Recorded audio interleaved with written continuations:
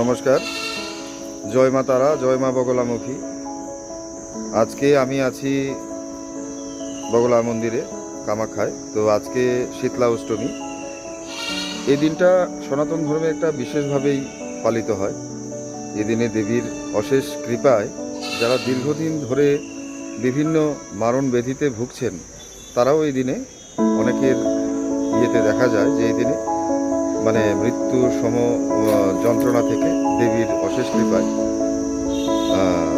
মুক্তি লাভ করে।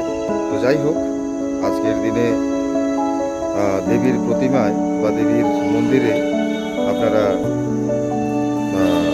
জল, নৈবেদ্য, ধূপ দ্বীপ জ্বালিয়ে পুজো করতে পারেন। যদি তা না থাকে তাহলে নিম গাছ, প্রচলিত বিশ্বাস অনুযায়ী নিম গাছে দেবীর বসবাস, তাই নিম গাছেও আপনারা কিন্তু জল এবং নৈবেদ্য তার গোড়ায় ঢেলে পুষ্প নিবেদন করে ধূপদীপ জ্বালিয়ে কিন্তু পুজো পাঠ করতে পারেন। ওং শীতলা ওই নম, এই মন্ত্র উচ্চারণ করতে করতে। তো আর গরিবদেরকে দান করবেন।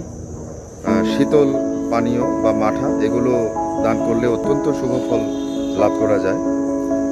তো এই বলে আমি বিরাম নিচ্ছি। আজকে এই কাজটি করুন, দেখবেন অনেকটাই ভালো হবে।